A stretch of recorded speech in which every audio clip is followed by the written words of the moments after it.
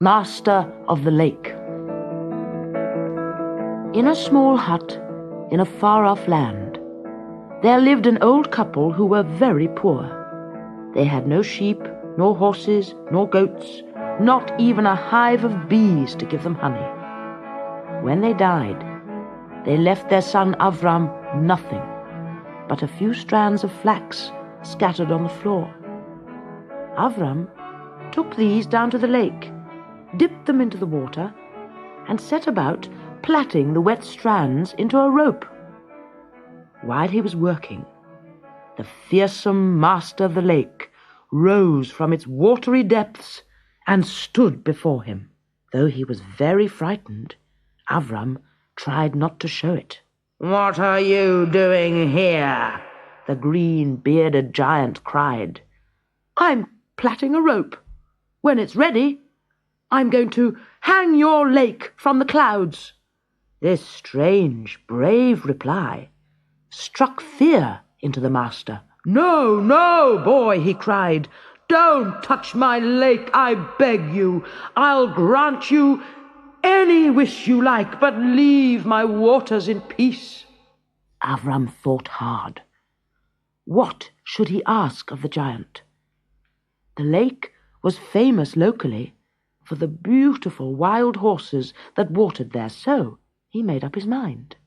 "Give me your finest horse, and I'll not touch your lake." "Oh, no! Those horses are my fame and my strength," cried the master. "I can't grant that wish." "As you please," replied Avram. "Then I shall have to hang your lake." The master of the lake was silent. Perhaps he suspected a trick.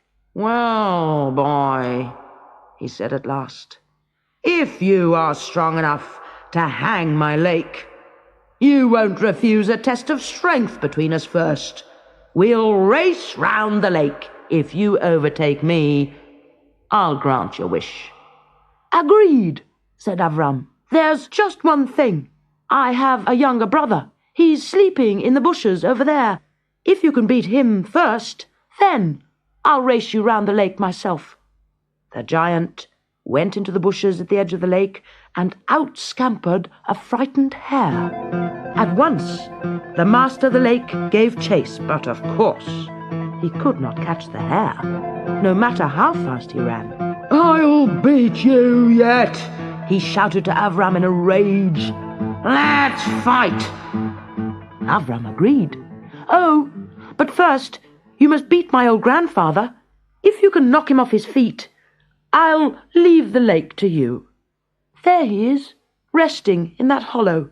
He's a heavy sleeper, so you'll have to give him a crack over the head to wake him." Off went the master to the hollow where a big brown bear was dozing. He gave the bear a crack over the head with a big stick, which did not please the bear. Leaping up, it seized the master of the lake in its strong arms and threw him crashing to the ground. Limping back to Avram, the giant cried, "How strong your grandfather is! I've no strength left to fight you, but give me one last chance. I have a dapple-grey horse, the finest in my herd. Let's see which of us can carry her round the lake." "You try first," said Avram. So the master lifted the horse onto his shoulders and staggered with her round the lake. With a triumphant shout, "Hey!" he set her down in front of Avram. "Now it's your turn." Avram put aside his rope and went up to the horse. You lifted the mare on your shoulders. Now watch me carry her between my knees." And he mounted, dug his heels into her flanks, and rode round the lake at a gallop.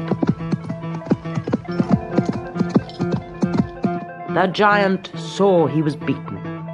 Patting the dapple-grey mare one last time, he gave her to Avram.